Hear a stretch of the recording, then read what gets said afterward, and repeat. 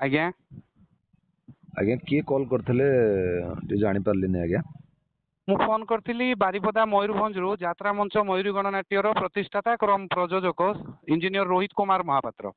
ଆଜ୍ଞା ଆଜ୍ଞା ନମସ୍କାର ଆଜ୍ଞା ନମସ୍କାର। ଜୟ ଜଗନ୍ନାଥ ନମସ୍କାର ଆଜ୍ଞା। ହଁ ସାର୍ କୁହନ୍ତୁ କଣ ପାଇଁ ଫୋନ କରିଥିଲେ? ମୁଁ ଆପଣଙ୍କୁ ଫୋନ କରିଥିଲି ଏଇ ମାଧ୍ୟମରେ ଆପଣଙ୍କ ମାଧ୍ୟମରେ ଆମେ ସାରା ଓଡ଼ିଶାର ଯୋଉ ବଡ଼ ଯାତ୍ରା ଅନୁଷ୍ଠାନ ଅଛନ୍ତି ଡ୍ରାମା କମିଟି ଅଛନ୍ତି ୱାନ୍ ଡେ ପାର୍ଟି ଅଛନ୍ତି ତାପରେ ବିଭିନ୍ନ ପ୍ରକାର ଫଙ୍କସନ୍ କମିଟି ଅଛନ୍ତି ସେମାନଙ୍କୁ ଆମେ ଜଣେଇ ରଖିବାକୁ ଚାହୁଁଛୁ କି ଯାତ୍ରା ଯୋଉ ମଞ୍ଚ ମୟୂରୀର ଆମେ ଯୋଉ ବ୍ୟାନର ଯୋଉ ସୋସିଆଲ ମିଡ଼ିଆରେ ଜାରି କରିଛୁ ତା ଦେହରେ ଯୋଉ ଆମର ଆର୍ଟିଷ୍ଟ ମାନେ ଯୋଉ ଅଭିନେତା ଅଭିନେତ୍ରୀ ମାନେ ଅଛନ୍ତି ସେମାନେ ଆମ ସହିତ ଅନୁବନ୍ଧିତ ହୋଇସାରିଛନ୍ତି। ଯଦି କୌଣସି ଯାତ୍ରାନୁଷ୍ଠାନ ବା ଡ୍ରାମା କମିଟି ବା କୌଣସି ଫଙ୍କସନ୍ ବା ୱାନ୍ ଡେ ଅନୁଷ୍ଠାନ ଯଦି ଆମ କଳାକାର ଅଭିନେତା ଅଭିନେତ୍ରୀ ମାନଙ୍କୁ କୌଣସି ମାଧ୍ୟମରେ ପ୍ରଲୋଭିତ କରି ଆମ ଅନୁଷ୍ଠାନରୁ ନେଇ ସେମାନଙ୍କ ଅନୁଷ୍ଠାନରେ ରଖିବା ପାଇଁ ଚାହୁଁଛନ୍ତି ତାହେଲେ ଏହା ଦଣ୍ଡନୀୟ ଅପରାଧ। ଯଦି ଏମିତି ଆମେ ଦେଖିବାକୁ ପାଉ ତାହେଲେ ଆମେ ଆଇନ ଅନୁଯାୟୀ ପଦକ୍ଷେପ ଗ୍ରହଣ କରିବୁ। ତାମାନେ ସାର୍ ମତେ କହୁଛନ୍ତି ଯେ ଏଟାକୁ ମୁଁ ସୋସିଆଲ ମିଡ଼ିଆରେ ପୋଷ୍ଟ କରିବା ପାଇଁ? ଆଜ୍ଞା ସୋସିଆଲ ମିଡ଼ିଆରେ ଆପଣ ଏଟାକୁ ପ୍ରସାରଣ କରନ୍ତୁ କାରଣ ଦୀର୍ଘ ଦିନ ଧରି ଯୋଉ କଳାକାର ମାନଙ୍କର ଯୋଉ ଟଣା ଓଟରା ଲାଗି ରହିଛି ଯାହାଫଳରେ କି ଅନୁଷ୍ଠାନ କ୍ଷତିଗ୍ରସ୍ତ ହେଉଛନ୍ତି ଯାହାଫଳରେ କି ଅନୁଷ୍ଠାନ ଆଗକୁ ଯାଇପାରୁନି। ତେଣୁ ମୁଁ ଏଇ ଆପଣଙ୍କ ଚ୍ୟାନେଲ ମାଧ୍ୟମରେ ଜଣେଇବାକୁ ଚାହୁଁଛି କି ଆମର ଯୋଉ ଯାତ୍ରା ମଞ୍ଚ ମୟୂରୀ ଗଣନାଟ୍ୟର ଯୋଉ ଆର୍ଟିଷ୍ଟ ମାନେ ଅଛନ୍ତି ଯୋଉ ଅଭିନେତା ଅଭିନେତ୍ରୀ ମାନେ ଅଛନ୍ତି ସେମାନେ ଆମ ସହିତ ଅନୁବନ୍ଧିତ ଅଛନ୍ତି। ଯଦି କୌଣସି ଅନୁଷ୍ଠାନ ସେମାନଙ୍କୁ ପ୍ରଲୋଭିତ କରି ତାଙ୍କ ଅନୁଷ୍ଠାନକୁ ନେବା ପାଇଁ ଚାହୁଁଛନ୍ତି ତାହେଲେ ଆଇନ ଅନୁଯାୟୀ ଆମେ ପଦକ୍ଷେପ ଗ୍ରହଣ କରିବୁ। ନିଶ୍ଚିନ୍ତ ସାର୍ ସକାଳୁ ବି ଗୋଟେ ଆସି ଖବର ପହଞ୍ଚିଥିଲା ଆମର ଯୋଉ ଗୋଟେ ନୂଆ ପାର୍ଟି ହଉଛି ମଞ୍ଚଶ୍ରୀ ମହୋଦଧି। ଆଜ୍ଞା ସାର୍ ଆମର ପ୍ୟାଡ ବଜଉଛି ବୋଲି ଗୋଟେ ଆର୍ଟିଷ୍ଟ। ଆଜ୍ଞା ଇଏ 3.5 ଲକ୍ଷ ଟଙ୍କା ନେଇଛନ୍ତି 2 ମାସର ପଇସା ନେଇଛନ୍ତି ସେଠୁ ଛାଡିକି ପଳେଇଛନ୍ତି। ଆଜ୍ଞା ଆଜ୍ଞା ନିଶ୍ଚିନ୍ତ ତାଙ୍କୁ ଯିଏ ବି ରଖିବ ସିଏ ବି ଜାଣିବା ଦରକାର ଏ ପିଲା ଅନ୍ୟ ଜାଗାରୁ ପଇସା ଆଣିକି ଆସୁଛନ୍ତି। ଆଜ୍ଞା ତେଣୁକରି ବଢିଆ ପଦକ୍ଷେପ ଟିକେ ନେଇଛନ୍ତି। ଆପଣଙ୍କର ଯିଏ କଳାକାର ଯାହାକୁ ସବୁ ରଖିଛନ୍ତି ଆଜ୍ଞା ସେମାନେ ଆପଣଙ୍କ ପାଖରେ ରହିବେ ବୋଲି ପୁରା ଆପଣଙ୍କର ଧାର୍ଯ୍ୟ ଉପରେ ସେମିତି ବି ଆପଣ କାହା ଉପରେ ବିଶ୍ୱାସ କରିବେ? ଦେଖନ୍ତୁ ବିଶ୍ୱାସ ସମସ୍ତଙ୍କ ଉପରେ ଅଛି ସମସ୍ତେ ରହିବେ କିନ୍ତୁ ଯେତେବେଳେ ଆପଣ ଅର୍ଥ ମାଧ୍ୟମରେ ଅଧିକା ଅର୍ଥ ମାଧ୍ୟମରେ ବା ଅନ୍ୟ କୌଣସି ମାଧ୍ୟମରେ ଗୋଟେ ମଣିଷକୁ ପ୍ରଲୋଭିତ କରିବେ ସେ ମଣିଷ ପ୍ରଲୋଭନର ଶିକାର ହେଇକି କିଛି ବି ପଦକ୍ଷେପ ନେଇ ଯାଇପାରେ ବୁଝିପାରୁଛନ୍ତି। ତେଣୁ ସେଇ ଦୃଷ୍ଟିରୁ ଆମେ କହିବାକୁ ଚାହୁଁଛୁ ଯେ ଅନୁଷ୍ଠାନ ମାନଙ୍କୁ ଆମେ ଜଣେଇ ରଖୁଛୁ ପରବର୍ତ୍ତୀ ସମୟରେ ସେମାନଙ୍କୁ ଆମକୁ ଦୋଷ ଦେବେନି।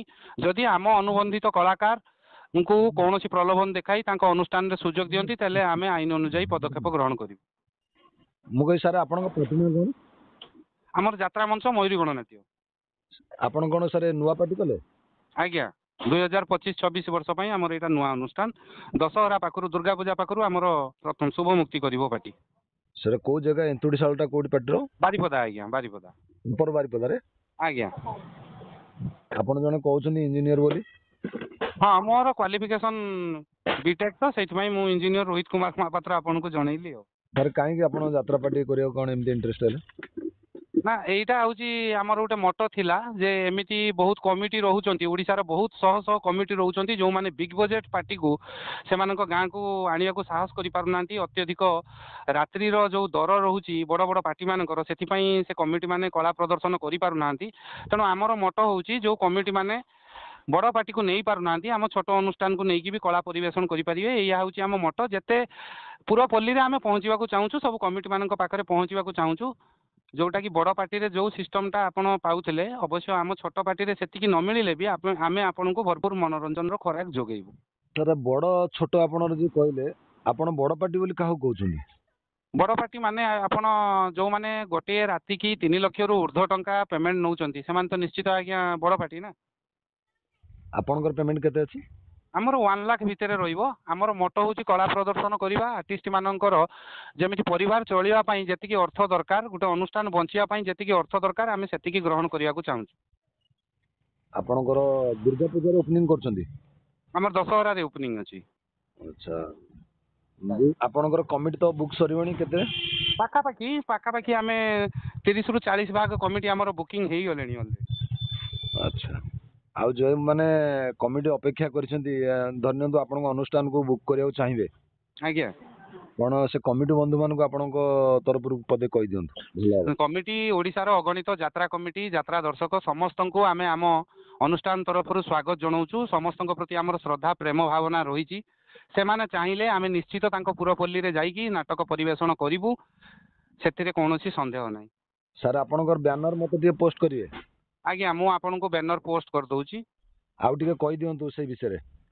ମୁଁ ଆଉ ଥରେ କହି ରଖୁଛି ଆପଣଙ୍କ ଚ୍ୟାନେଲ ମାଧ୍ୟମରେ, ଆମର ଯାତ୍ରା ମଞ୍ଚ ମୟୂରୀ ଗଣନାଟ୍ୟରେ ଯୋଉ ବ୍ୟାନରରେ ଯୋଉ ଯୋଉ କଳାକାର ମାନଙ୍କୁ ଆମେ ସ୍ଥାନ ଦେଇଛୁ, ଯଦି କୌଣସି ଅନୁଷ୍ଠାନ, ଡ୍ରାମା କମିଟି, ଫଙ୍କସନ ବା କୌଣସି ଅନୁଷ୍ଠାନ ଯଦି ଏଇ କଳାକାର ମାନଙ୍କୁ କୌଣସି ମାଧ୍ୟମରେ ପ୍ରଲୋଭନ ଦେଖାଇ ସେମାନଙ୍କ ଅନୁଷ୍ଠାନକୁ ନେବା ପାଇଁ ଚାହୁଁଥିଲେ, ତାହେଲେ ସେମାନଙ୍କ ବିରୋଧରେ ଆମେ ଦୃଢ କାର୍ଯ୍ୟାନୁଷ୍ଠାନ, ଆଇନଗତ କାର୍ଯ୍ୟାନୁଷ୍ଠାନ ଗ୍ରହଣ କରିବୁ। ଆଜ୍ଞା ଆଜ୍ଞା ଆଜ୍ଞା ସାର୍, ଥ୍ୟାଙ୍କ ୟୁ।